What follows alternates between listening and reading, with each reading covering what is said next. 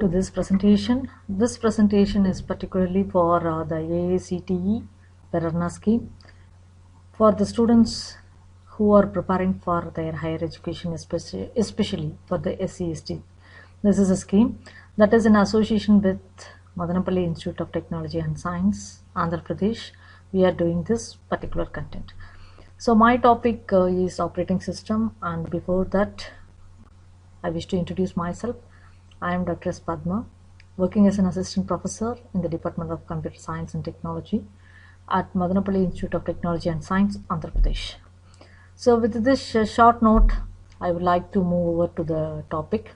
So far I have given several topics related to operating system, one is a process and the deadlock, like that and all. Today, in this particular videos, I am going to share my knowledge related to inter-process communication, which is considered to be an essential one when we are dealing with multitasking systems. This is the thing. So we have seen what is process, how it is scheduled, and what are the several stages in a process, and we know what has happened in a process. Process is nothing but a program and execution, or we can also say it is nothing but set of actions. So why this particular communication is required among process? We can consider this process into two contents. One is independent and next one is a cooperative process. When we are dealing about independent process, the process doesn't need anyone's help for its entire execution. It will execute automatically without the support of anyone, any other programs or any other process, and it will terminate it. This is the thing. So this sort of process are considered to be, are said to be as independent process. When we are going for cooperative process, so by the word itself we can understand what is the term or what will be the execution of this sort of process. It is nothing. So this process will be executing based on the need. It has to be solved by some other process. For example, if a parameter is required, a function is called, it has to go to get that particular value for it in order to complete its execution from some other process and accessing it or connecting it to a database. These are some of the examples that we can say for cooperative process. So this particular task is considered to be as an important concept related to operating system dealing with the multitasking, that is multiprocessing methodologies.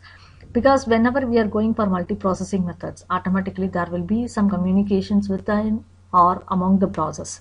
So they may be exchanging of values or sharing of messages, whatever it may be.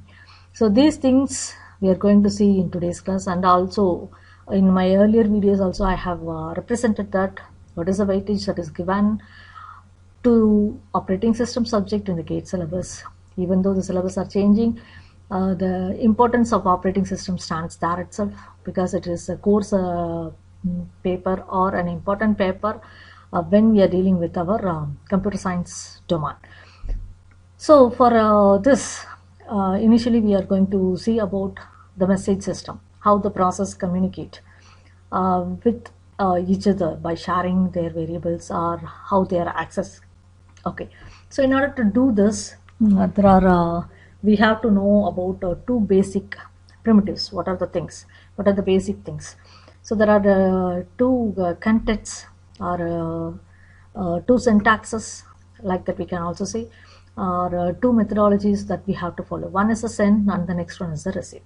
Okay, in order to send, it is somewhat like what we are receiving through SMS or whatever it may be. There will be some destination to whom I am sending, the number or the name, whatever it may be, and the message, the content of the message. Or else, for example, for n number of people they are forwarding some messages, send a message alone to all these numbers. Also, while receiving, we will be seeing from whom we are receiving and what is the message, or receiver message. So the syntax is given here, and the message size may be either fixed or variable. This is the basic content of how two processes or more number of processes are sharing their messages among themselves. Okay, so why we have to select, or what is the use of this IPC Okay, there are several questions. I have given some questions so that it can be helpful for identifying what is the need for this IPC related to all the operating systems whatever we are using. Either we are using in the PCs, otherwise in the mobile. Okay, so whatever the application we are executing, it must be able to communicate with the other applications which is already working. For example, whenever we are sharing an image. Okay, so I want to share an image. Immediately, if I click that attachment icon, there are more number of contents are displayed when I'm using WhatsApp chat like that and all. Okay, whether I want to attach a photo, a document, or some contact or location, whatever it may be. So there is a communication which is sent among those applications. Okay, that is one thing. And whether that application, so whenever we are dealing with inter-process communication, we have to check all the possibilities for what purpose we are going for this, whether that application can be able to run on different operating systems. All the people we know, for example, for WhatsApp, even WhatsApp web is there. Normal Windows we are executing that, and in Android mobile we are executing, and in iOS system also they are executing. So this is the thing what happens here. And also we have to check whether this particular application, normally we will be using copy paste, cut paste like that. So it has to be stored somewhere else, and it has to be enabled at a specific time, and a specific number of copies can be given. This is one thing.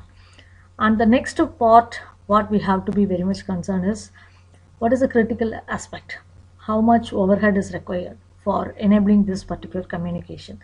So this is thing. Then finally we have to, or we must be consider whether that particular application is related with the GUI concept or some other IPC mechanisms are required. So with this, keeping all this in mind, we are going to see or visualize what are the contents related to this IPC which are very majorly playing a task. Okay, so I have represented what is happening and what are the syntaxes for sending as well as receiving messages.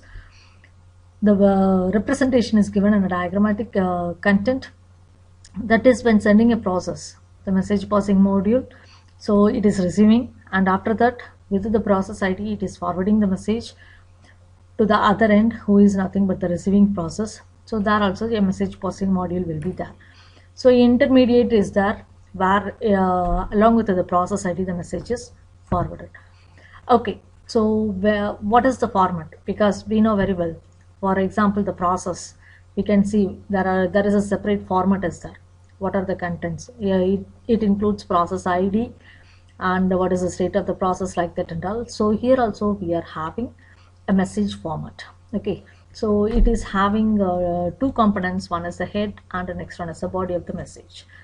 So when we are dealing about the head, we must specify our the format includes the message type, what is its destination ID, source ID, what is the length of the message, and the other control information. The control information requires or includes priority and what is the sequence. Okay, and what happens if the buffer space is running on. For example, my inbox is filled, what happens next. And the body is nothing but the message content, what we want to deliver or what are the queries. This is the thing. Okay, so the ID we know very well, the number or the process ID we are whenever it is dealing with among the process, and we have to follow some queuing discipline because there may be n number of process will be sending messages all over the thing. So this also one thing we have to be considered. Okay, fine. So next we have a comparison between message as well as pipes. So you can see the difference clearly in this image itself. So what happens? That is when two processes are communicating by passing messages as well as by the means of the pipe buffer. Okay, in the first image, P1 is sending some message and it is in the queue. And one more important thing we have to consider is the size of the image. It is fixed size. We can't give more number of contents, so automatically it will be split into 2 or 3 based on the size of the image. And on the receiving end, P2 is there. So with the queue, based on the queue, it will be processed. This is one thing. So comparing here, the same process happened here, and here what we are saying, we are writing, and there we are reading. That is in the pipe buffer. We are writing the contents that are to be transferred to the next process, and after completing all the entire execution, it is read by the process P2, which is requiring the message for continuing its execution. This is the thing what has happened here. Okay, on what is the comparison here? So one thing is there is only fixed size. Here the size is not like that, and there we have to maintain a queue. Here it is not so. Here we are maintaining a buffer. So this is the major two difference between the message as well as pipes. Okay, coming back and discussing about the message passing in detail. Okay, it is a normal method that is used in the IPC, and not only for the process which is using only the system contents, components or applications, or also for process used in a network or a distributed environment. Okay, in both the cases, whether within, that is inter or intra communication is there, the process can or cannot, it may be blocked by sending or receiving messages. This is what we are facing, or we are using this utility by blocking the communication of a particular number like that and all. This is happen among the process also. This is done. Okay, so we must know how this blocking as well as non-blocking happens. So when we are dealing about blocking, so it is considered to be asynchronous. So there also blocking send as well as blocking receiving is there. Here when what happens here, the blocking send is the sender is blocked, okay, until the message, for example P1 is sending message to P2. So during that time what happens, after sending the message, P1 will be blocked until which time? Until P2 receives the message. So far that execution is completed, there will be no task entering into P1. Okay, this is blocking set. Blocking receive also the same thing. So P1 has represented P2 in sending message syntax. So automatically what happens, it will try to block, the operating system will block P2 so that free from other bugs, so that it will be flexible for receiving the message that is sent by the P2. This is blocking. So it is considered to be as synchronous. When we are dealing about non-blocking, it is asynchronous. There is no blocking and all. Sending and receiving messages will be going on as usual. And when the sender sends the message and do its own process, next execution, whatever it may be. The same thing the receiver is not very much concentrated on the message that we are going to receive. It will be happily doing its own work or own tasks that are in the flow, and when the message is received, and it continues its execution. This is about message passing, blocking as well as non-blocking. Okay, so we have to concentrate on both the sender as well as receiver, what happens. Okay, so for the sender, if we are dealing with the blocking concept, okay, what happens, how it can be executed. Okay, so when it is not blocked after sending a message, okay, what happens, so it can send some other message, no need for waiting until, or no need for blocking until the other process receives its message. And also what happens, the sender must have been waiting to receive the acknowledgement from the receiver, whether the receiver receives the message sent by the sender, so that it can execute it by means of an acknowledgement. Otherwise we don't know what happens to the receiver, whether the receiver fails or there are some confusion in the message transport like that and all. The same problem is faced by the receiver also. Okay, if it is not blocked, automatically it will receive the information whatever happens, and then execution will be normal. But if it is blocked indefinitely, okay, the sender may be sending and it is waiting for the sender, waiting for the sender's message. The message may be lost due to some unavoidable situations or internet failure or network failure, whatever it may be, but the receiver has to wait indefinitely, okay, which may lead to some other starvation like that and all. So for this reason, so we are having in both aspects, either in blocking as well as unblocking, non-blocking, the advantages as well as the disadvantages. Okay, so what happens? We have to solve this problem anyhow, because we have to receive the process, have to receive the acknowledgement, as well as the starvation must be avoided.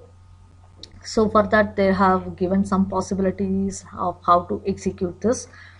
So first thing is blocking send as well as blocking receive. Some examples I have taken. So both are blocked until the message is received. First thing.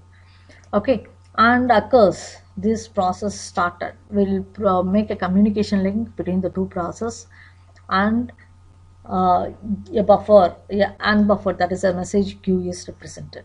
Then tight synchronization. Okay, so that the failure of the process or failure of sending messages will not happen. So these things can be done or can be offered when this particular execution is taken place.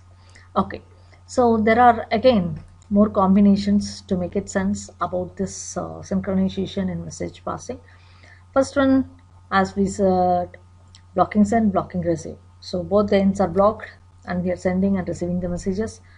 The next thing is both the ends are non-blocked. They can send the message not only to a single process, to multiple process, and receiving also the same thing. Multiple receiving will be there. So non-blocking send and blocking receive. So this is most important and a popular example also. Okay, so block where the sender is not blocked but the receiver is blocked. Okay, so it is normally happens in the server. The server is a storage structure, or it is considered to be as a master which provides services to the resources, but it requires information, that is a request. When the client is requesting, automatically the server will respond. So this is the thing. So the sending is non-blocked, it is free, and the receiving is blocked. This is the thing. Okay, so what are the things that are required for implementing this inter-process communication?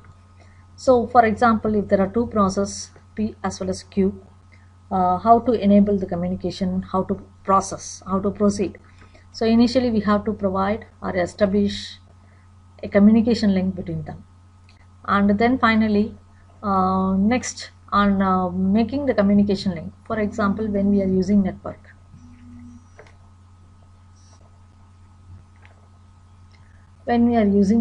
what happens here?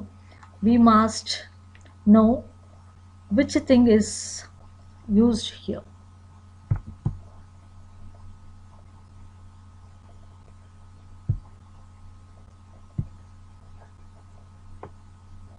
To establish a communication link between them.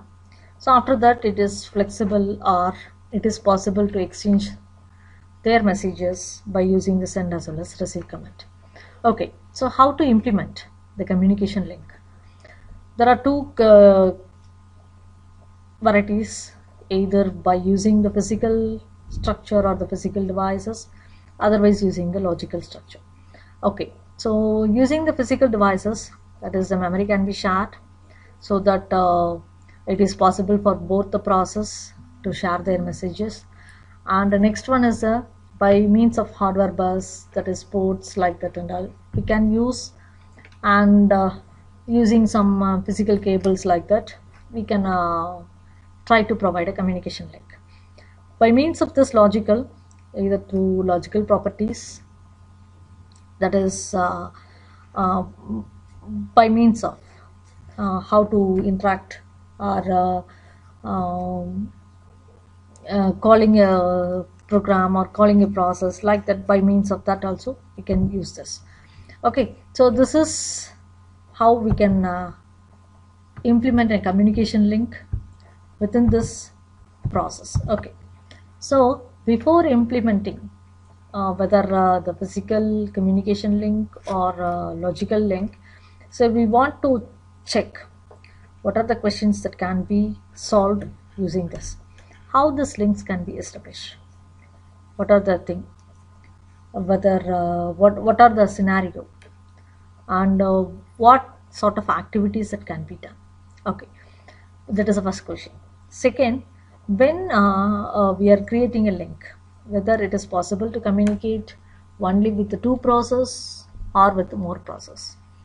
And also, for example, we might not know how many process we are going to execute and how we are going to provide the link, and whether a communication link that is created is enough only for two process to communicate or a number of process, and what will be the capacity, because we are supposed to share messages, how many times we can do, or what is capacity and is in transferring rate, etc.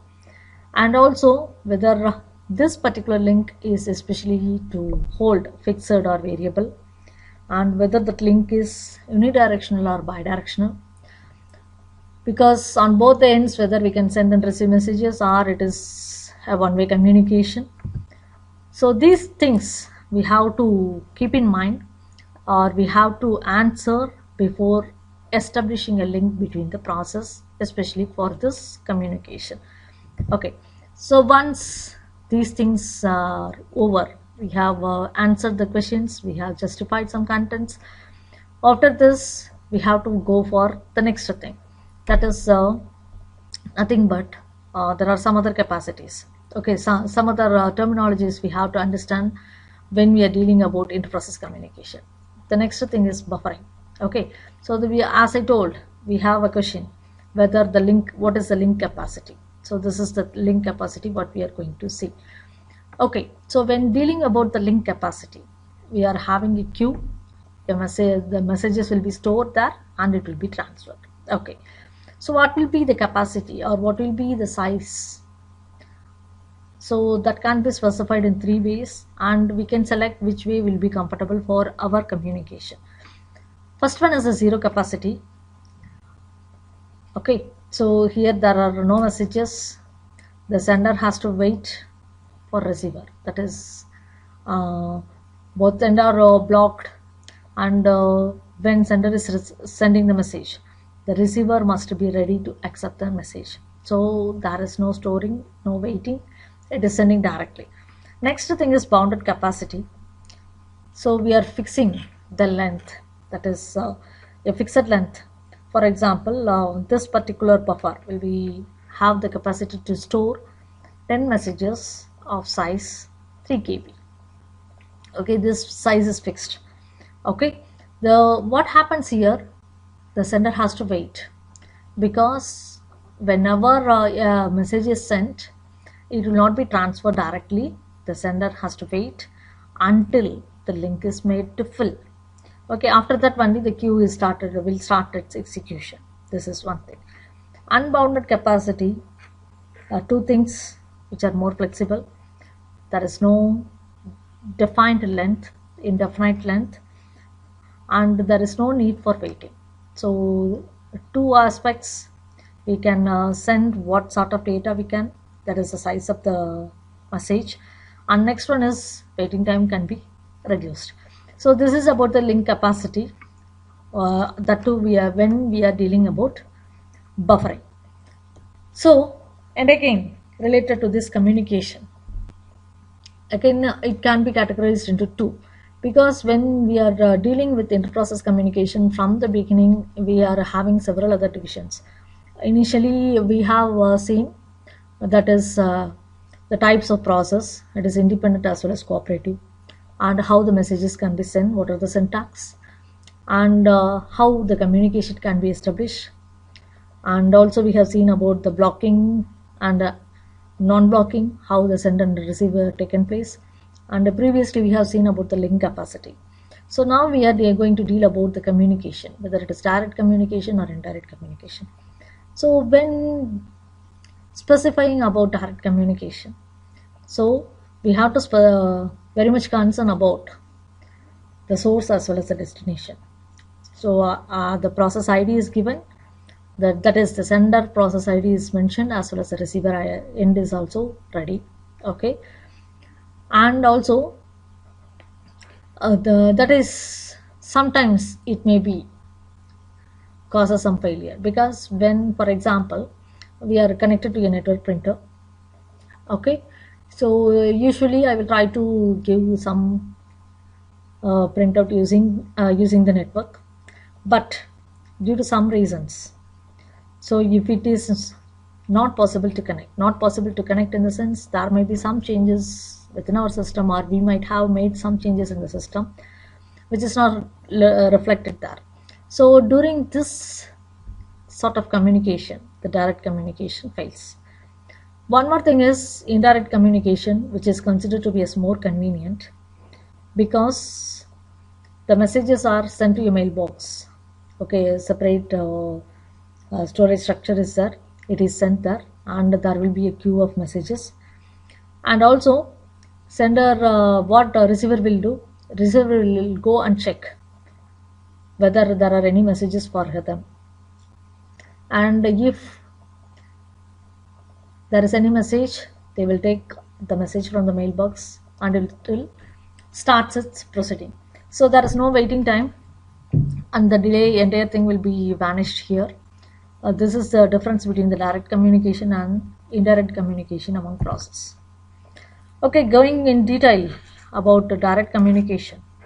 Again, we are going back to the syntax of send as well as receiving. Okay, in the send, P as well as message. P is nothing but the process P, which is considered to be as a sender here. And in the second syntax, receive, Q comma message, we receive, that is Q is nothing but the receiver, and the message is already known, we know. Okay, so what are the thing, or what are the components of this particular thing? So we have the links has to be established, because we are doing direct communication, and also it is exactly one pair, there are no multiple pairs, that is P is communicating with Q. Okay, and also one more thing, between these two process only one link will be there, and also it must be unidirectional, only P can send message. So before concluding my presentation, I have to thank all the people who are listed here, because I have taken more references from these four representation. Initially I had to thank these two people for the entire contents. Okay, and also I have referred these web pages for getting more information related to this IPC, which was helpful for me to learn more about IPC and to deliver the contents exactly. So thank you very much for your patience listening. All the best for your examinations to be held. Thank you one and all. And I am in this situation, I have to represent my gratitude to the management and the coordinator of the scheme, and also to AICTE for giving me this wonderful opportunity to share my views related to this inter-process communication, especially for the students who are getting ready for the higher, vice versa.